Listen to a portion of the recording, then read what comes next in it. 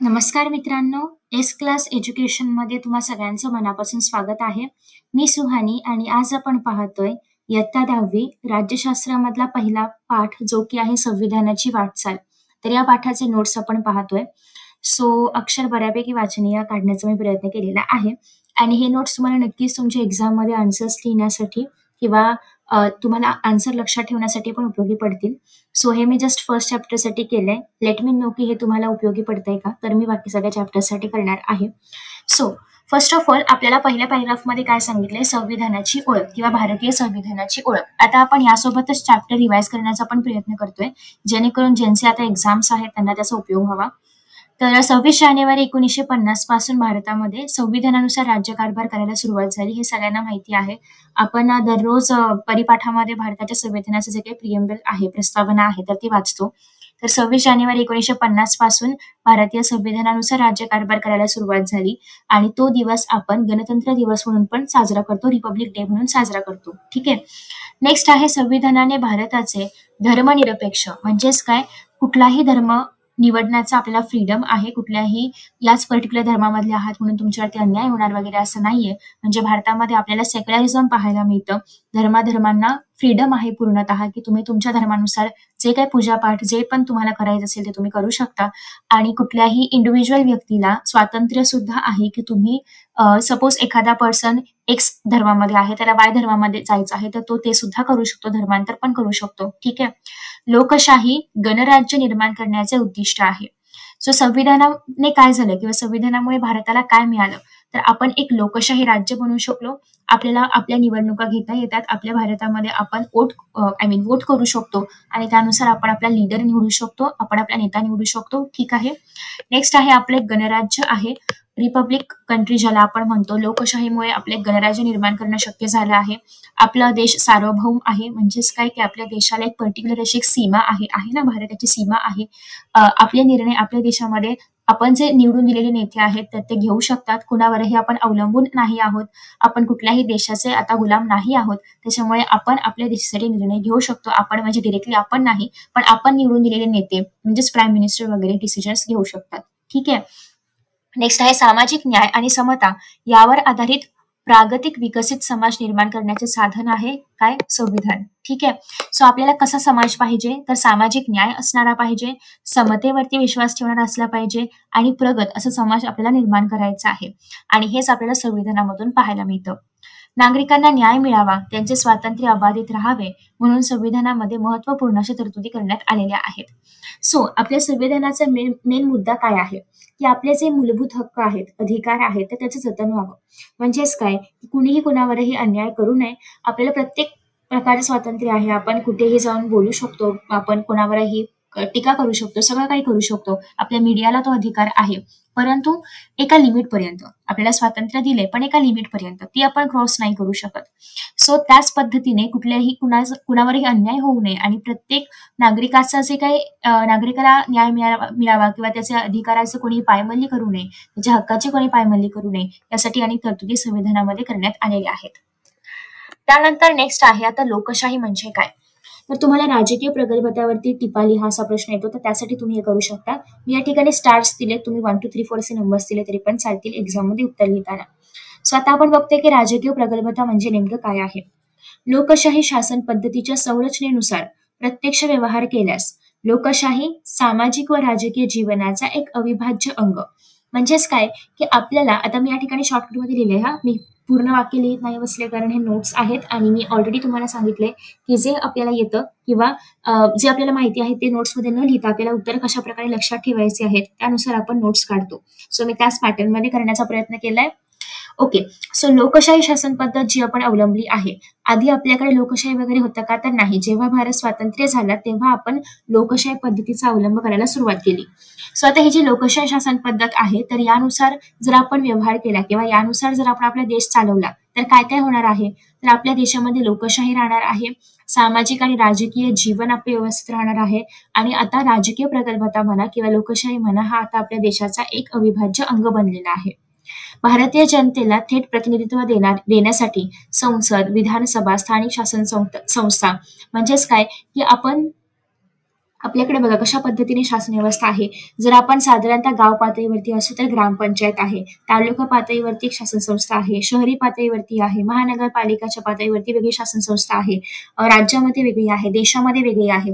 याचा अर्थ काय की प्रॉपर विभागणी केलेली आहे त्या त्या प्रदेशाचा कारभार पाहण्यासाठी. ठीक आहे. आणि त्याच्यामुळे आता जर म्हणजे ग्रामपंचायत म्हणा किंवा गाव पातळीवरती जर आपल्याला शासन संस्था काढायची असेल तर त्या गावातली लोक ग्रामपंचायतीमध्ये निवडणुकीसाठी उभं राहू शकतात. सिमिलरली शहरासाठी हवी असेल तर शहरातले लोक उभं राहू शकतात. महाराष्ट्रासाठी जर आपल्याला विधानसभेची निवडणूक घ्यायची आहे, आता झालीच आहे नुकतीच, सो मग त्या केसमध्ये महाराष्ट्रामधले जे काही प्रतिनिधी आहेत तर ते उभे राहू शकतात. ठीक आहे. म्हणजे याचा अर्थ भारतीय जनतेला थेट निवडणुकीमध्ये सहभागी होता येत आहे. ठराविक मुदतीनंतर मुक्त आणि न्याय्य वातावरणामध्ये होणाऱ्या निवडणुका हे आपल्या लोकशाहीचं यश आहे.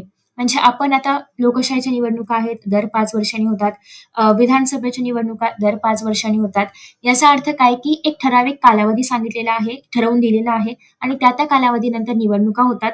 प्लस या मुक्त आणि न्याय्य वातावरणामध्ये होतात. कुठल्याही प्रकारची माल प्रॅक्टिस होऊ नये किंवा एक असा जनतेला आपण वोट देण्यासाठी कुठल्याही प्रकारे त्यांना असं काय म्हणूया आपण लाच वगैरे देणं असेल किंवा असं काही करणं असेल असं असं न होऊ देता एक न्याय्य वातावरणामध्ये किंवा मुक्त वातावरणामध्ये निवडणुका घेतल्या जातात. आणि हे खरं तर आपल्या लोकशाहीचं यश आहे, कारण इतकी मोठी लोकसंख्या असूनही भारतामध्ये आतापर्यंत निवडणुका अशाच पद्धतीने घेतल्या जात आहेत. सो इट्स लाईक आपल्या लोकशाहीचं यश आहे. प्रचंड लोकसंख्या व प्रादेशिक विस्तार लक्षात घेतला तर निवडणुका घेणं आव्हानात्मक होतं. अर्थात आपण त्याच्याबद्दल आताच बोललेलो आहोत. भारतीय मतदाराच्या राजकीय जाणीवा प्रगल्भ झाल्या आणि लोकशाहीमुळेच काय झालं आहे की भारतीय मतदाराला आपल्या राजकारणामध्ये सहभागी होता येते. राजकीय ज्या काही गोष्टी आहेत त्या सगळ्यांबद्दल त्यांना माहिती होती की कशा पद्धतीने आपण वोटिंग केलं पाहिजे, काय काय केलं पाहिजे. आणि या सगळ्यामुळेच खरं तर लोकशाही आहे आणि राजकीय जाणीवा यामुळे प्रगल्भ होत आहेत. नेक्स्ट आहे निवडणुकीदरम्यान समोर येणाऱ्या ज्या काही सामाजिक धोरण आणि प्रश्न आहेत त्याबाबत मतदार आता जागृत होत आहेत. सो हे सगळे पॉईंट्स तुम्हाला लिहायचे आहेत राजकीय प्रगल्भतामध्ये. म्हणजेच काय की लोक आता जागृत होत आहेत. राजकीय प्रगल्भता म्हणजेच काय, राजकारणाविषयी लोकांना कळते. राजकारण किंबहुना आपल्या भारताच्या राजकारणाबद्दल लोकांना कळते. त्याच्यामध्ये लोक इंटरेस्ट घेऊ लागलेले आहेत, वोटिंग करू लागलेले आहेत. त्यांना कळते की राजकारण कसं चाललेलं आहे, काय चाललेलं आहे, लोकशाहीचं किती महत्व आहे. सो याला आपण म्हणू शकतो की ही राजकीय प्रगल्भता आहे. त्याच्यानंतर आहे मताधिकार. सो भारतीय संविधानाने प्रौढ मताधिकाराची तरतूद मताधिकाराची व्याप्ती व्यापक केलेली आहे. सो आपल्याला संविधानाने मतदान करण्याचा अधिकार दिलेला आहे. सो ही तरतूद आपल्या संविधानामध्ये करण्यात आलेला आहे. आणि या तरतुदीमुळे काय होते, डॅश याचा अर्थ या तरतुदीमुळे काय होते की मताधिकाराची व्याप्ती वाढलेली आहे, व्यापक झालेली आहे. अजून आधी तुम्हाला माहिती आहे की 21 वर्ष पूर्ण असणारेच नागरिक फक्त मतदान करू शकत होते, पण त्याच्यानंतर ते जे लिमिट आहे, एज लिमिट आहे, तर ते 18 वर्षांवरती करण्यात आलं. याच्यामुळे काय झालं तर लोकशाहीची व्याप्ती वाढली, जास्तीत जास्त नागरिक मतदान करू शकत आहेत. त्याच्यामुळे व्याप्ती वाढलेली आहे. भारतीय लोकशाही जगातील सगळ्यात मोठी लोकशाही आहे सध्या. तर याच्यावरती प्रश्न येतो की असं का आहे किंवा चुकी बरोबर ते कारण स्पष्ट करा. याच्यामध्ये पण प्रश्न असा येतो. सो हे जे एज लिमिट आहे तर हे वयोमान कमी केल्यामुळे काय झालं की युवा वर्गाला मोठ्या प्रमाणामध्ये मतदान करण्याचा अधिकार मिळाला. आणि फक्त एज कमी केलेलं नाहीये हे, तर हा बदल फक्त संख्यात्मक नसून तो गुणात्मक सुद्धा आहे. म्हणजे लवकर लोकांना कळतंय. जसं की आपण आता शिक्षण घेतोय, तुम्ही 15-16 वर्षांचे असाल, 18व्या वर्षापर्यंत तुम्हाला एक शालेय शिक्षणामधूनच म्हणा किंवा तुम्ही जर पुढे आर्ट्स घेतलं तर तुम्हाला त्याच्यामध्येही राज्यशास्त्र वगैरे असणार आहे. तर तुम्ही त्या एज पर्यंत पूर्ण म्हणजे राजकारण काय असतं, राजकीय गोष्टी काय असतात, राज्यशास्त्र काय असतं, या सगळ्या गोष्टी तुम्ही समजून घेताय आणि त्यानंतर तुम्हाला एक वोटिंग करण्याचा अधिकार मिळतोय. त्याच्यामुळे हा गुणात्मक सुद्धा आहे. अनेक राजकीय पक्ष या युवा मतदारसंघाच्या पाठिंब्यामुळे सत्ता स्पर्धेमध्ये येत आहेत. आता अर्थात लवकरात लवकर जेव्हा आपण नागरिकांना अधिकार देतोय मत देण्याचा, तर त्यासोबतच त्यांना एका पर्टिक्युलर एज लिमिट नंतर ॲज अ उमेदवार म्हणून उभं राहण्याचा पण अधिकार मिळतोय. ठीक आहे. त्याच्यामुळे युवा नेते जे आहेत तर ते आपल्या देशामध्ये येत आहेत, आपल्या भागामध्ये येत आहेत, जेणेकरून नवीन नवीन योजना आणणं शक्य होत आहे, युवांचे प्रश्न सोडवणं शक्य होत आहे. ठीक आहे. नेक्स्ट आहे लोकशाहीचे विकेंद्रीकरण बद्दल आपण ऑलरेडी पाहिले, पुन्हा एकदा बघूया आपण की भारतामध्ये केंद्र शासन आहे, राज्य शासन आहे, स्थानिक शासन संस्था आहे, अशा प्रकारे सत्तेचं विभाजन केलं. म्हणजेच काय, जर आपण एखाद्या गावामध्ये राहतोय तर त्या ठिकाणी ग्रामपंचायत आहे, आपण तालुक्यामध्ये राहतोय शासन संस्था वेगळी आहे, शहरी शासन संस्था वेगळी आहे, पूर्ण महाराष्ट्राची वेगळी आहे, सेम तामिळनाडूची वेगळी आहे, आंध्र प्रदेशची वेगळी आहे आणि मग संपूर्ण भारताची वेगळी आहे. असं आहे का की जे प्राईम मिनिस्टर आहेत ते देशाला पण सांभाळतात आणि प्रत्येक गावामध्ये काय चाललंय हे पण तेच सांभाळतात, असं आहे का? तर नाही. गावामधलं जे काही पाहायचंय ते सगळं सरपंच पाहतोय किंवा तिथला मेन सरपंच आहे. एखाद्या राज्यामधला मेन त्या राज्याचा सीएम असेल किंवा मुख्यमंत्री असेल, तेच पूर्ण देशाचा मेन व्यक्ती आहे आपला प्राईम मिनिस्टर किंवा प्रधानमंत्री. म्हणजे प्रधानमंत्रीला प्रत्येक गावामधले निर्णय घ्यायचे आहेत का? तर नाही. त्याचा अधिकार कोणाला दिलाय? सरपंचला दिलेला आहे. सो याला आपण म्हणतोय सत्तेचं विभाजन, की त्या भागामधला निर्णय घेण्यासाठी एक माणसाची नेमणूक केलेली आहे किंवा किंबहुना एका पूर्ण मंडळाची नेमणूक केलेली आहे, की त्या ठिकाणी तिथले जे काही निर्णय असेल तर ती शासन संस्था घेऊ शकते. ठीक आहे. सो त्याच्यामुळे भारतामध्ये केंद्र शासन म्हणजे काय? जे पूर्ण देशाचा कारभार बघतं त्यांना आपण म्हणतो केंद्र शासन. राज्य शासन म्हणजे काय? जे पर्टिक्युलर एका राज्याचा कारभार बघतं. फॉर एक्झाम्पल महाराष्ट्र, कर्नाटक, तामिळनाडू, गुजरात, तेलंगणा सगळे राज्य. नेक्स्ट आहे स्थानिक शासन संस्थांमध्ये शहरी, ग्रामीण, नागरी अशा प्रकारचे शासन संस्था येऊ शकतात. तर अशा प्रकारे सत्तेचं जे काही विभाजन केलंय त्याला आपण म्हणतो लोकशाहीचे विकेंद्रीकरण. सत्तेचे विकेंद्रीकरण हा लोकशाहीचा गाभा आहे.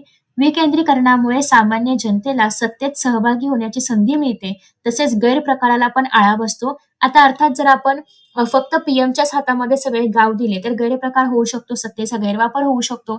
पण असं न होऊ देता जर आपण ग्रामपंचायत वेगळं ठेवलं, शहरी शासन संस्था वेगळी ठेवली तर याच्यामुळे काय होणार आहे? गैरप्रकाराला आळा बसणार आहे आणि अर्थात ग्रामपंचायतीमध्ये गावातले लोक सहभागी होऊ शकतात. राज्य शासनाची जर काही निवडणूक असेल विधान परिषदेची, विधानसभेची, तर त्याच्यामध्ये महाराष्ट्रामधले लोक सहभागी होत आहेत. त्याच्यानंतर लोकसभेची निवडणूक आहे तर पूर्ण देशामधले लोक सहभागी होत आहेत. म्हणजेच काय की भारतीय जनतेला किंवा सामान्य जनतेला मोठ्या प्रमाणामध्ये सत्तेत येण्याची संधी मिळते. ठीक आहे. स्थानिक पातळीवरील शासन संस्थांना पुरेसे अधिकार संविधानाच्या मार्गदर्शक तत्वांनुसार देण्यात आलेले आहेत. आता म्हणजे सरपंचाने कुठले निर्णय घेतले पाहिजेत किंवा काय काय निर्णय त्याच्या अंडर घेतले गेले पाहिजेत. सिमिलरली ग्राम सेवक असेल तर त्याने कशा पद्धतीने सरपंचावरती त्यांना काय अधिकार प्रोव्हाइड केले पाहिजेत किंवा सिमिलरली सीएम असेल तर सीएमचे वेगळे अधिकार आहेत. आता आपण असं नाही करू शकत की सीएम महाराष्ट्राचा आहे पण तो पंजाबसाठी निर्णय घेतोय, असं होणार का? तर नाही. म्हणजे प्रत्येकाला कितपत अधिकाराची लिमिट आहे किंवा कितपत अधिकार ते घेऊ शकतात हे ठरवून दिलेलं आहे आणि याची नोंद कुठे आहे? संविधानामध्ये करण्यात आलेली आहे. 73व्या आणि 74व्या संविधान दुरुस्त्यांमुळे स्थानिक शासन संस्थांना संविधानाची मान्यता आणि त्यांच्या अधिकारामध्ये वाढ करण्यात आलेली आहे. तर त्यांना अजून मोठ्या प्रमाणामध्ये अधिकार देण्यात आलेले आहेत जेणेकरून ते त्यांच्या भागाचा विकास करू शकतील. त्यानंतर नेक्स्ट आता आपण बघतोय पुढचा पॉइंट, जो की आहे माहितीचा अधिकार. राईट टू इन्फॉर्मेशन 2005 पासून हा अधिकार लागू करण्यात आलेला आहे. लोकशाहीमध्ये नागरिकांचे सक्षमीकरण आवश्यक आहे. लोकशाही ही प्रक्रिया सकस आणि सुदृढ होण्यासाठी शासन आणि नागरिक यांच्यामधला संवाद वाढला पाहिजे. असंच असून चालेल का की लोकशाही आहे म्हणजे आपण वोट दिलं, एखादा नेता निवडून आला, त्या नेत्याने कुठलेही डिसिजन घेतले म्हणजे ते जनतेच्या हिताचे असोत नसोत तरी पण त्याला असे डिसिजन घेण्याची मान्यता आपण देऊ शकतो का? तर नाही. म्हणजे आपण जेव्हा एखाद्या नेत्याला निवडून देतोय तेव्हा त्या नेत्याची पण काहीतरी जबाबदारी बनते ना, की त्याने एखादा निर्णय घेतला, तो त्याने का घेतला, त्याने तसाच निर्णय का घेतला किंवा तो निर्णय जर आपल्या हिताचा नसेल तर आपण त्याला त्याच्याबद्दल असं मागणं की बाबा तू असा निर्णय का घेतलास किंवा आम्हाला एक्सप्लेन कर हा निर्णय का घेतलास, किंवा एखादा समारंभ सरकारने आयोजित केलेला आहे जो की राजकीय समारंभ आहे. फॉर एक्झाम्पल आता आपलं हे झालं होतं, शपथविधी झाला होता. तर त्या केसमध्ये सपोज की एखाद्या जनतेला जाणूनच घ्यायचं आहे की इतक्या मोठ्या प्रमाणावर का केला किंवा किती पैसे त्यासाठी खर्च झाले होते, तर जनता त्यासाठी त्याचा जो काही हिशोब आहे तो सगळा सरकारकडे मागू शकतं. हे कशामुळे आहे? राईट टू इन्फॉर्मेशनमुळे. म्हणजे जेव्हा जनता एखाद्या नेत्याला निवडून देते तेव्हा त्याच्यानंतर त्या नेत्याने जे काही गव्हर्नमेंट पॉलिसीज केल्या असतील किंवा जे कुठले निर्णय घेतले असतील ते त्यांनी का घेतले, कशासाठी घेतले, याबद्दल जनता जे आहे त्या त्यांच्याकडे क्वेश्चन्स करू शकते, प्रश्न त्यांना करू शकते. आणि याच्यामुळे काय होतं? ट्रान्सपरन्सी वाढते, पारदर्शकता वाढते, शासन आणि नागरिक यांच्यामध्ये संवाद होऊ शकतो. ठीक आहे. आणि अर्थात जर जनतेलाही कळलं की सरकारने निर्णय का घेतलेला आहे, तो निर्णय आपल्या हिताचा आहे का, याच्यावरती जर जनतेची खात्री बसली तर अर्थात जनतेचा सरकारवरील विश्वास वाढेल, शासनावरचा विश्वास वाढेल आणि मग याच्यामुळे काय होतं की शासन आणि नागरिक यांच्यामधला परस्पर विश्वास पण वाढतो. शासनाच्या कारभारामध्ये पारदर्शकता येते आणि शासनाला कळतं की आपण कुठल्याही प्रकारचे कसेही आडवेतिडवे डिसिजन नाही घेऊ शकत. आपण जनतेला उत्तरदायी आहोत. ठीक आहे. आणि त्यासाठीच नागरिकांना माहितीचा अधिकार, राईट टू इन्फॉर्मेशन दिलेलं आहे की तुम्ही कुठल्याही निर्णयाबद्दल सरकारला प्रश्न करू शकता. ठीक आहे. यामुळे शासनाच्या कारभारातील गोपनीयता कमी झाली. म्हणजे जर असं नसतं, म्हणजे असं आपल्याला असं कुठलाही अधिकार नसता तर सरकारने कुठले पण डिसिजन घेतले असते, कसेही घेतले असते, कसाही वापर केला असता त्यांना मिळालेल्या पॉवरचा. ठीक आहे. सो ते तसं होऊ नये. कुठल्याही प्रकारे त्यांना मिळालेल्या त्यांना जे काही अधिकाराची आपण म्हणूया की संविधानाने त्यांना जे काही निर्णय घेण्याची क्षमता दिलेली आहे तर त्याचा कुठेही गैरवापर होऊ नये, मिसयूज होऊ नये पॉवरचा, यासाठीच राईट टू इन्फॉर्मेशन आहे की आपण सरकारला असं विचारू शकतो. ठीक आहे. नेक्स्ट आहे हक्काधारित दृष्टिकोन म्हणजेच राईट्स बेस्ड अप्रोच. सो भारताचे लोकशाहीकरण होण्यासाठी स्वातंत्र्योत्तर काळामध्ये अनेक सुधारणा करण्यात आलेल्या होत्या. परंतु सुधारणा देताना नागरिकांकडे लाभार्थी म्हणून पाहण्याची दृष्टी होती. म्हणजेच काय की अर्थात नागरिकांसाठी सुधारणा केल्या वगैरे सगळं आहे, पण असं पाहिलं जायचं की नागरिक त्याचा लाभ घेत आहेत, ते लाभार्थी आहेत किंवा आपण त्यांच्याकडे काही उपकार वगैरे करतोय का, अशी साधारणतः दृष्टी होती किंवा असा एक पाहण्याचा दृष्टिकोन होता. परंतु इसवी सन 2000 नंतर मात्र याच्यामध्ये सुधारणा करण्यात आले आणि सुधारणा अशा करण्यात आल्या की आपण जनतेला त्यांना लाभ हवाय किंवा त्यांना पाहिजे यासाठी नाही देत आहोत, तर जनतेचा ते घेणं अधिकार आहे. म्हणजे ज्या काही सुधारणा आपण जनतेसाठी करतोय तो जनतेचा अधिकार आहे, तो जनतेचा हक्क आहे. त्यांना आपण लाभार्थी म्हणून देत नाही आहोत. ठीक आहे. आपण त्यांच्यावरती कुठल्याही प्रकारचे उपकार वगैरे नाही करत आहोत. तर या सुधारणा घेणं, त्यांचा उपयोग करणं हा जनतेचा अधिकार आहे, तो जनतेचा हक्क आहे. तर अशा पद्धतीने मग पुढे ज्या काही सुधारणा केल्या जाऊ लागल्या त्यांच्याकडे पाहिलं जात होतं की हा जनतेचा अधिकारच आहे किंवा हा जनतेचा हक्कच आहे. या दृष्टिकोनामुळे माहितीचा, शिक्षणाचा व अन्न सुरक्षेचा हक्क भारतीयांना मिळाला. आणि मग याच्यामुळेच पुढे काय झालं की प्रत्येक नागरिकाला किंवा प्रत्येक बालकाला शिक्षणाचा अधिकारच आहे. ते कुठल्याही प्रकारचा लाभार्थी नाहीये. त्यांना तो अधिकार मिळालाच पाहिजे. त्यांचा तो हक्क आहे शिक्षण घेणं किंवा त्यांना माहितीचा अधिकार आहे. त्यांना राईट टू इन्फॉर्मेशन दिलेलं आहे संविधानाने की ते कधीही कुठलाही प्रश्न विचारू शकतात. त्यांना अन्न सुरक्षेचा पण अधिकार आहे. ठीक आहे. आणि याच्यामुळे काय झालं की लोकशाहीला अजून बळकटी मिळाली, लोकशाही अजून बळकट होऊ लागली. त्यानंतर पुढे आहे ते म्हणजे सामाजिक न्याय व समता. संविधानाचे उद्दिष्ट काय आहे की सामाजिक न्याय व समता या मूल्यांवरती आधारित एक नवीन समाज निर्माण करायचा आहे. आणि त्यासाठी फक्त शासनाने प्रयत्न करून उपयोग आहे का, तर नाही. समाजाने पण प्रयत्न केला पाहिजे, जनतेने पण प्रयत्न केला पाहिजे आणि हे दोन्ही बाजूने झालं पाहिजे. सो संविधानाचं उद्दिष्ट काय आहे की सामाजिक न्याय प्रस्थापित करणं. म्हणजेच ज्या ज्या सामाजिक बाबींमुळे व्यक्तींवरती अन्याय होतो त्या सगळ्या गोष्टी, त्या सगळ्या बाबी दूर करणं आणि प्रत्येक नागरिकाला व्यक्ती म्हणून समान दर्जा देणं. म्हणजे आपण असं करू शकत नाही की जेंडर बायसने आपण करू शकत नाही. फॉर एक्झाम्पल, स्त्री आहे म्हणून थोडं कमी लेखायचं, पुरुष आहे म्हणून यांची व्हॅल्यू जास्त आहे किंवा एखाद्या पर्टिक्युलर जातीचा आहे म्हणून यांची व्हॅल्यू जास्त आहे किंवा खालच्या जातीचा आहे म्हणून याची व्हॅल्यू कमी आहे. अशा प्रकारे कुठल्याही प्रकारचा मतभेद न करता सगळ्या व्यक्तींचा दर्जा, सगळ्या नागरिकांचा दर्जा सेम आहे किंवा समानच असतो असा आग्रह संविधानाने धरलेला आहे. जात, धर्म, भाषा, लिंग, जन्मस्थान, वंश, संपत्ती याच्या आधारावरती कोणीही श्रेष्ठ किंवा कनिष्ठ भेदभाव करणार नाही, हे देखील संविधानामध्ये उद्दिष्ट मांडण्यात आलेलं आहे. आणि याच्यामुळेच सर्वांना विकासाच्या समान संधी उपलब्ध करून देणं. त्याच्यामध्येही कुठल्याही प्रकारे या सगळ्या बाबी इथे मेन्शन केलेल्या आहेत. या कुठल्याही बाबीच्या आधारे कोणावरतीही अन्याय करता कामा नये. सगळ्यांना विकासाच्या समान संधी दिल्या पाहिजेत. लिंगानुसार किंवा स्त्री आहे म्हणून कमी विकासाच्या संधी, पुरुष आहे म्हणून जास्त किंवा व्हायस वर्सा अशा प्रकारे होता कामा नये. प्रत्येकालाच, प्रत्येक व्यक्तीला विकासाच्या समान संधी उपलब्ध करून देणं हे उद्दिष्ट आहे संविधानाचं. आता समाजामधील संघर्ष कमी करण्यासाठी प्रयत्न करण्यात आलेले आहेत. संविधानाचं मेन उद्दिष्ट लक्षात ठेवायचं आहे की सगळ्यांना विकासाच्या समान संधी मिळाल्या पाहिजेत आणि व्यक्ती म्हणून सर्वांचा दर्जा समान असला पाहिजे. मग आता अशा केसमध्ये अजूनही आपल्या भारतामध्ये असे बरेचसे समूह आहेत की जे अजूनही मुख्य प्रवाहामध्ये नाही आलेले. ठीक आहे. मग त्यांना मुख्य प्रवाहामध्ये आणण्यासाठी काही तरतुदी करण्यात आल्या. तर त्याच्यामध्ये पहिला आहे राखीव जागांचे धोरण. जे लोकसमूह किंवा जे काही समाज घटक शिक्षण आणि रोजगाराच्या संधींपासून दीर्घकाळ वंचित आहेत त्यांच्यासाठी हे धोरण तयार करण्यात आलेलं आहे. आणि मग त्यानुसार ज्या काही अनुसूचित जाती आहेत, अनुसूचित जमाती आहेत, तर त्यासाठी राखीव जागा ठेवण्यात आलेल्या आहेत आणि इतर मागासवर्गीय लोक जे आहेत तर त्यांसाठी पण राखीव जागा ठेवण्यात आलेल्या आहेत. तर याचा मुद्दा असा आहे, तुम्ही असं म्हणत असाल की आपण सगळ्यांना समान मानतोय, ठीक आहे. मग सगळ्यांना समान मानत असताना काही एका विशिष्ट वर्गाला रिझर्वेशन देण्याची काय गरज आहे किंवा एका विशिष्ट वर्गाला राखीव जागा देण्याची काय गरज आहे? तर याचं कारण असं आहे की जेव्हा आपण सगळ्यांना समान मानतोय, पण समान आपण तेव्हा मानू शकतो ना जेव्हा सगळे एका सेम लाईनवरती असतील. आता फॉर एक्झाम्पल आपण घेऊया की आपल्याकडे जंगलाची निवडणूक घ्यायची आहे, ठीक आहे. सो आपल्याकडे सिंह उभा आहे, ठीक आहे. आणि सिंहासोबत इतर बाकीचे उमेदवार पण उभे आहेत. निवडणूक सोडून द्या, आपण एक एक अजून एक्झाम्पल घेऊया. आपल्याकडे सगळे प्राणी उभे आहेत, जिराफ आहे, काय आपण म्हणूया अजून, टायगर आहे, माकड आहे, मांजर आहे, मासा आहे, ठीक आहे. असे सगळे सगळे लोक उभे आहेत आणि आपण काय म्हणतोय की आता तुम्हाला झाडावरती चढायचंय. आता हत्ती असेल किंवा मासा असेल, हे सगळे लोक झाडावरती नाही चढू शकणार.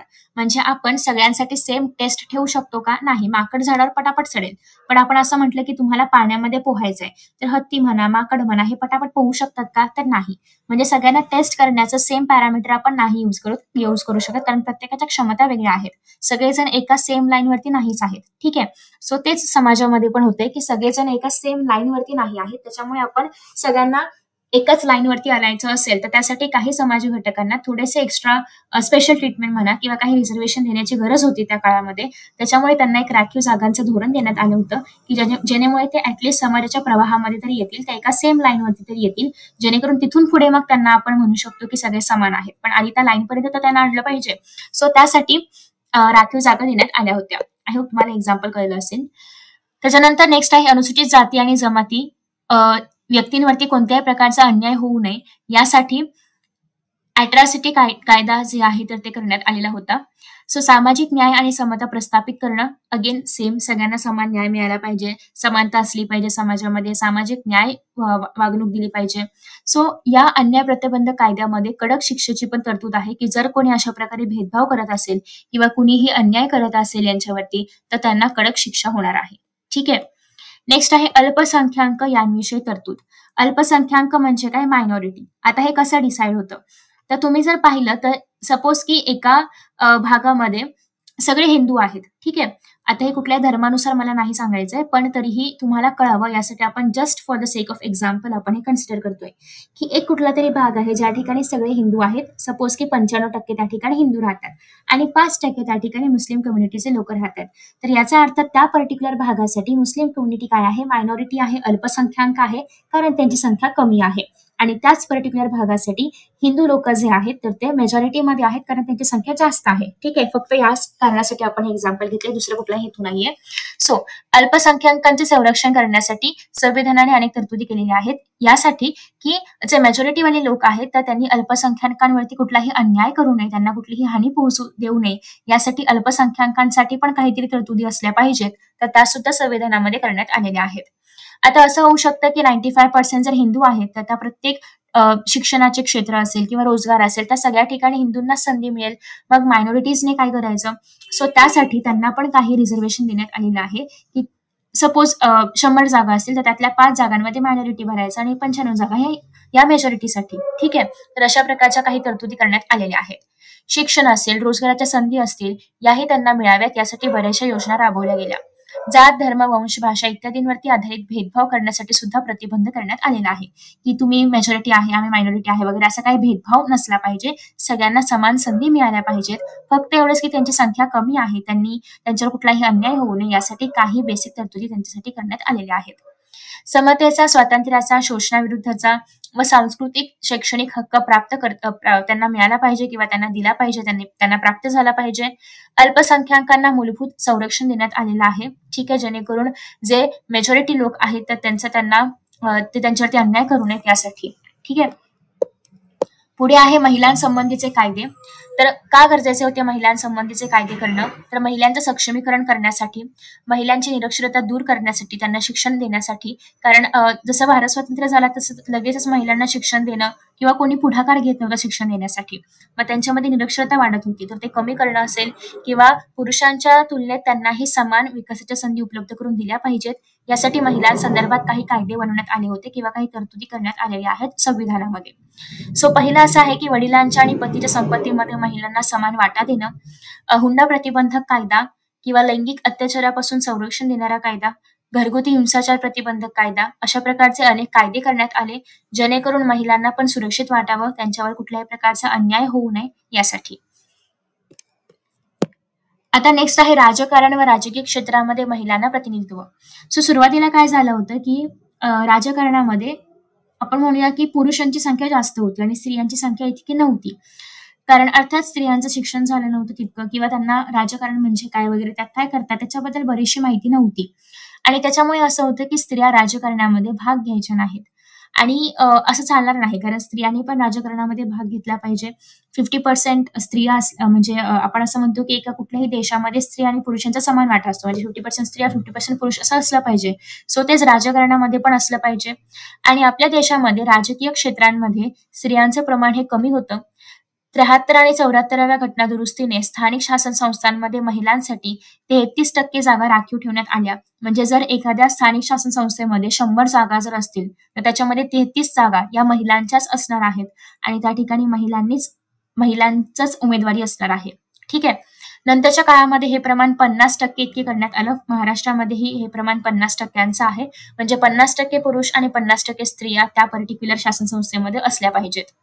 सो महिलांवरील अत्याचार दूर करण्यासाठी राष्ट्रीय व राज्य महिला आयोग देखील निर्माण करण्यात आले, जेणेकरून महिलांवरती काही अन्याय होत असतील तर हे लोक आवाज उठवू शकतात आणि संविधानामध्ये सांगितलेल्या तरतुदींप्रमाणे महिलांना न्याय मिळवून देऊ शकतात. त्यानंतर पुढे आहे न्यायालयाची भूमिका. खालील मुद्द्यांच्या आधारे संविधानाची मूलभूत चौकट आहे. म्हणजे काय की संविधानामध्ये तुम्हाला माहिती असेल की आपण निर्णय घेऊ शकतो. ठीक आहे. घेऊ शकतो म्हणजे निर्णय बदलू शकतो आपण. म्हणजे ते सगळं लोकसभा राज्यसभा बिल वगैरे पास होतं त्यांच्या हातामध्ये आहे. पण तरी सुद्धा आपण संविधानामध्ये काही बदल करू शकतो डिपेंडिंग अपॉन की आपल्या देशामध्ये कशाची आता गरज आहे किंवा काय नवीन केलं पाहिजे, नवीन काय कायदे केले पाहिजेत, यानुसार आपण संविधानामध्ये बदल करू शकतो. पण संविधानाने अशी एक काही चौकट निर्माण केली आहे की त्याच्यामध्ये आपण काही चेंजेस नाही करू शकत. बाकी आपण कायदे वगैरे आणू शकतो. पण ते करत असताना संविधानाची ही जी काही मूलभूत चौकट आहे त्याला धक्का लागता कामा नये. ठीक आहे. सो संविधान प्रवाही आहे, एखाद्या जिवंत दस्तऐवजाप्रमाणे आहे. असं का म्हटलंय? कारण संविधानामध्ये आपण सतत नवीन कायद्यांची ऍडिशन करू शकतो किंवा काही असे कायदे असतील की जे आता समाजाच्या कल्याणासाठी राहिले नाहीत तर ते आपण रिमूव्ह नाही करता येणार, पण ते आपण वापरात नाही आणले तरी पण चालू शकतात.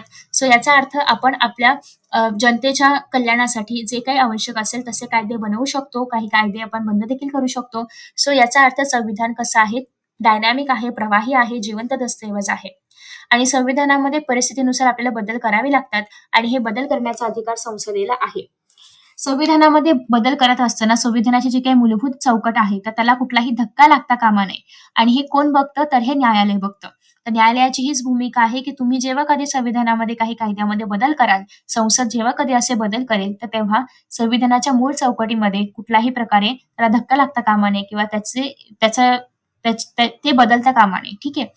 नेक्स्ट आहे देशामध्ये लोकशाही बळकट करण्यात व सामाजिक न्याय समता प्रस्थापित करण्यामध्ये न्यायालयाचे महत्वाचे योगदान आहे. त्यानंतर पुढे आहे की संविधानाच्या मूलभूत चौकटीतील तरतूद. शासनाचे प्रजासत्ताक आणि लोकशाही स्वरूप आहे. आपल्या भारतामध्ये शासन जे आहे तर ते कसं आहे? प्रजासत्ताक आहे, लोकशाही आहे. म्हणजे आपण आपला लीडर निवडतो. असं आहे का की आता सध्याचे पीएम आहेत तर कुठले पण XYZ पीएम आपण जर असतील आपल्या देशाचे तर त्यांचा मुलगा पीएम बनणार, त्यांचा मुलगा पीएम बनणार, असं राजशाही पद्धत आहे का? तर नाही. ठीक आहे. सो मग याचा अर्थ आता जे पीएम आहेत नरेंद्र मोदी तर त्यांची जेव्हा कार्यकाळ संपेल तेव्हा पुन्हा निवडणूक होणार, पुन्हा जनता आपला एक उमेदवार निवडून देणार. तर अशा पद्धतीने लोकशाही पद्धत आहे आपल्याकडे, शासन पद्धत आहे. सो संविधानाचे संघराज्यात्मक स्वरूप आहे. देशाचे ऐक्य आणि एकात्मतेचे संवर्धन करणं हे आपल्या संविधानाच्या मूलभूत चौकटीमध्ये सांगण्यात आलेलं आहे. देशाचं सार्वभौमत्व राखणं म्हणजेच काय? आपल्या देशाला एक सीमा आहे. आपल्या देशामधले निर्णय, त्या सीमेच्या आतले निर्णय आपण स्वतः घेऊ शकतो. आपल्या देशामध्ये आपण जे निवडून दिलेले नेते आहेत तर ते घेऊ शकतात. ठीक आहे. देशामध्ये धर्मनिरपेक्षता आहे आणि संविधान हे सर्वश्रेष्ठ आहे. म्हणजे काही जरी झालं तरी सगळ्यात टॉपला काय असणार आहे? संविधान. सगळे संविधानानुसार काम करणार आहेत. संविधानामध्ये जे कायदे सांगितलेले आहेत, जी न्यायपद्धत सांगितलेली आहे, जे लोकशाहीचे पॅटर्न सांगितलेले आहेत सेम तेच फॉलो करायचे असतात. संविधानावर कोणीच नाही आपल्या भारतामध्ये. ठीक आहे. सो ही आहे संविधानाची मूलभूत चौकट. नाहीतर उद्या असं होईल की संसदेला अधिकार आहे संविधानामध्ये चेंजेस करण्याचे, तर संसद म्हणेल की प्रेसिडेंट जे म्हणेल ते होणार आपल्या देशामध्ये. तर असं चालणार नाही. जे संविधान म्हणेल तेच चालणार. त्याच्यामुळे संविधानामध्ये स्पष्ट सांगितले की काहीही झालं तरी संविधान हेच सर्वश्रेष्ठ असलं पाहिजे. ठीक आहे. त्यानंतर नेक्स्ट आहे की महत्त्वपूर्ण न्यायालयीन निर्णय.